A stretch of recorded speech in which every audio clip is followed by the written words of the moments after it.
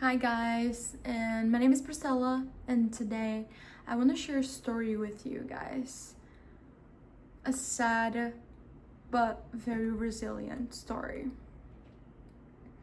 So December last year, I lost my daughters, and at the same time that I lost them, I gained so much wisdom and so much new insights that I wouldn't have if nothing that happened. So I found that I was pregnant in July last year, July 2024, and I was so happy. I was on a trip with my husband. We went to Niagara Falls, and then we were doing just like a road trip around Canada. We didn't go to Canada, that was the first plan, but then something happened and we ended up just going around Canada. On our way back, we stopped in Toledo, and then I took three pregnancy tests. Like right away I was doing one after the other because we're trying to conceive. So I kind of knew that I was pregnant because I was having all the symptoms. And then I found out I was pregnant. I was so happy. I told my husband I'm pregnant, and I started calling my friends. I did not want to wait to tell them in person because I'm a very anxious person. So I'm like right away calling everyone, texting everyone, I'm pregnant, you're not gonna believe this. So I was very happy, very happy. I knew there was twins somehow. I have friends that are twins. I took care of twins because I don't know, twins just keep appearing in my life, and that's another video, a whole video about twins that I have 17 cases of twins that I'm friends with, and it passed through my life. So it's not random. So then after that, I went to an appointment, the 10-week appointment with a doctor, and then I told him, well, I asked him, what are the chances of being twins? He was like, there is a chance. So, and then I couldn't have the ultrasound at first. It was just the first consultation to confirm the pregnancy and all of that. So the second appointment, that was at 10 weeks actually, he was able to see, and then he showed us on the ultrasound. He was like, there's one baby and there's the second baby. I'm like, I literally was like with my mouth open, and my husband was just right next to me. He was like, you're right. I'm like, yes. And I'm like terrified, I cannot believe it, blah blah blah. So he was like, okay, so you consider high-risk pregnancy, I'm gonna recommend you to a professional, my friend that I know. He works at this clinic. So he sent me. A week later I went there. So my husband and I, we came in, and he was always with me in every appointment. Thank goodness, I'm so grateful for him. Then the doctor, first of all, it was another woman. She does all the ultrasound, and then the doctor walks in to actually say, like, tell everything, if it's fine or not. So this doctor, I remember his face perfectly. He walked in, and he was just like a sad face, like he had something to tell us. And so he was like, I hate to say this, I don't like to give those kind of news, I just hope I'm wrong. And then I'm like, okay, here it comes. And he was like, baby Ellie, she has the back of the head, the skull, it's supposed to close. It didn't close. So he was like, I think there's something there. It's not supposed to be like that, but usually goes away when it's like 13, 15 weeks, but it's still early to tell. Then he sent us to another professional, which he lives in Chicago, and this professional, he's specialized in every fetus problems that in development that has.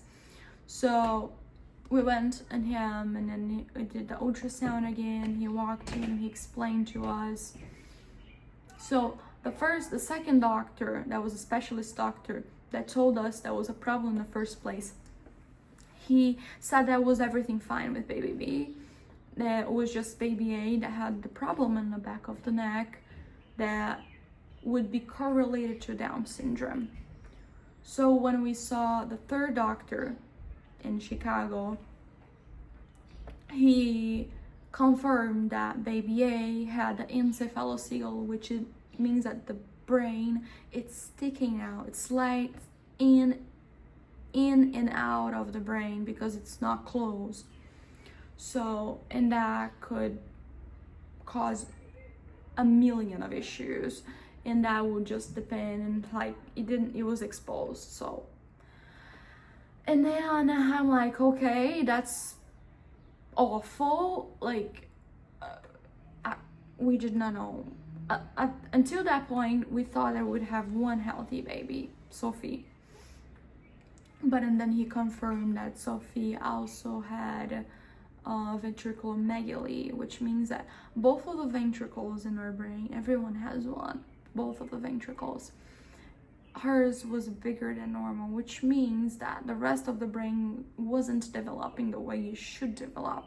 So the ventricles growing was just to compensate the space because the head couldn't just be empty. It needed to fill with something. So and it was like, eventually this is gonna build up liquid, and it's gonna have so much pressure on the head that it's gonna grow. So, and then he was like, this is future issues that could happen. So he walked us through all of the issues that would happen.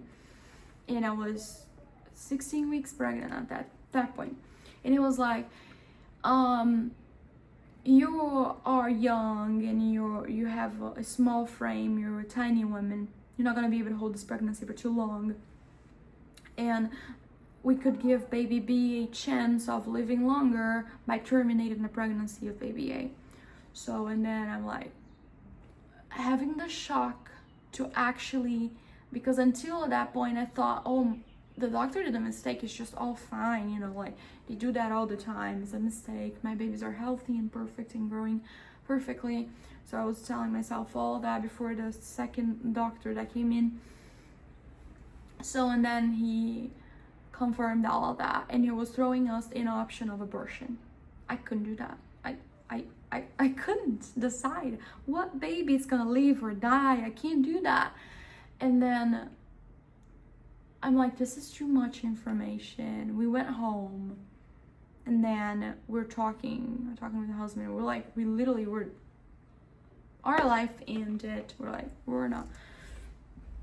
we couldn't see the light at the end of the tunnel. Then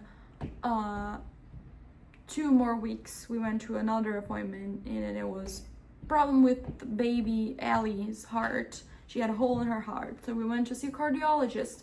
We did an ultrasound, and then he sent us to do an MRI at 20 weeks to make sure that everything was working fine, and like if it didn't have any other issues.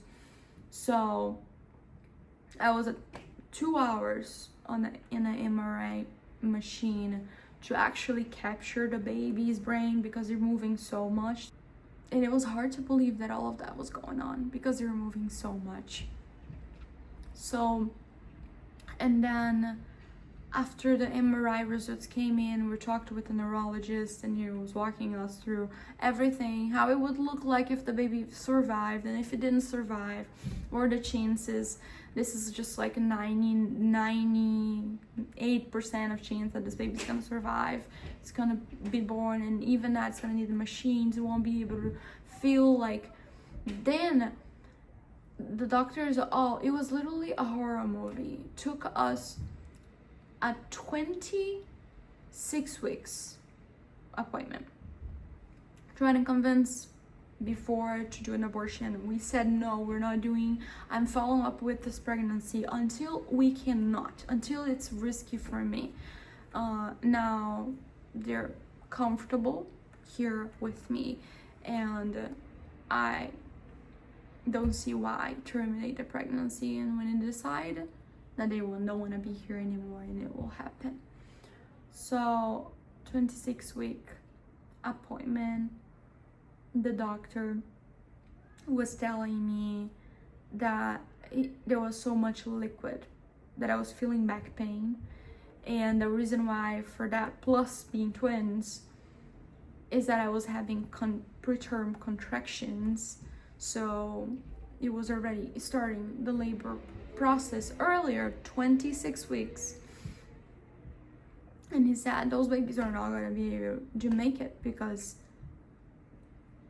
if they come early, for a normal child, the babies already face challenge when they come into this earth earlier than they're supposed to. Plus with all the other issues, encephalocele, ventriculomegaly, and then they found out another problem with both of the baby's stomach, which were supposed to be like this, and it was closed in the middle of it. So it basically wasn't able to pass through the intestine. So another problem. So, and then before that, they found out the problem with the stomach. The babies, we did an amniocentesis, which is a genetic testing that they did it for both babies, because they thought they were di twins first, that they're in different sex, because they're not identical. And then they did, and they found out that they were identical, but they were just in different amniotic sac. So they found out that both of the babies had trisomy 21. So plus of having the brain issue, encephalocele, ventriculomegaly, plus the stomach issue, plus coming early, they wouldn't be able to make it. I couldn't believe it. I was just like, this is insane. Like, how all of this is happening at once. And I was asking, why is it with me? I did everything right. I ate everything I was supposed to eat, and then I came into terms that I have control over anything. I don't have control over anything. And that was a huge life lesson as well. I was always very nerve freak with food, and I always wanted to eat everything right, and I became unhealthy with that too, because I was punishing myself every time I didn't eat right. So that's a topic for another video too. But I couldn't believe. And then the doctor was like, this is all happening. Now you need to think about yourself. Then how do I think about myself? I never thought about myself because of childhood traumas. I've always been postponing the need of taking care of myself, because I've always took care of my brothers, my little brothers, because I was obligated to. My mom would just leave the house and leave my brothers with me, or like us by herself without food, and I had to just figure it out how to take care of them. So that was just ingrained in my brain, and I'm still working on that them first and I'm last. He was like, Priscilla, we need to induce you because baby B's head is getting too big. It's gonna get in a point in a week from now, like, or even 2 weeks from now, that we're gonna have to do a C-section because baby B is not gonna be able to pass through a vaginal delivery. So it's like, we want to do a vaginal delivery. We don't want to open a big scar on you. You want to have children in the future, so we don't want to compromise your ability to have children.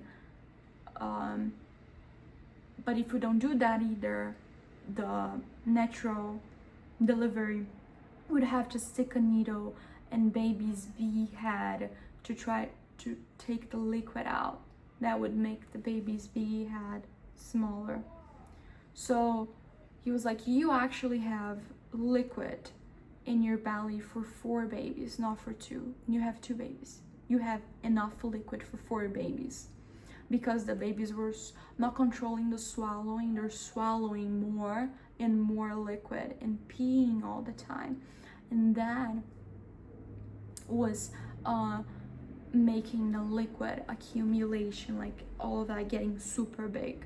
Before I was already a full term being at 27 weeks. So I'm gonna find the photo here and I'm gonna place the photo here. So, and then it was like, you need to think about yourself. We need to plan a natural delivery. So, and I'm like, okay, we're gonna do that. And it was so hard for me because I punished myself. I told like, I'm being selfish because I don't want to scar my belly. So, and I'm gonna disturb the baby. So I was just irrational thoughts in my head. I just, every single thing that I could use as a weapon to blame myself, I did unconsciously. So, and then we decided to move forward, and then they booked the natural delivery, the induction, for December 16, which was my birthday. So when he said December 16, I'm like, okay, it's my birthday. But I didn't want to delay anymore. I just wanted to be done with that, and it was a nightmare that needed to be over, and I was just done. And then he booked the appointment, and I went into labor on December 16th, and that's topic for the next video. If you're curious to know how was the birth process and what happened after that, just watch the next video. Thank you.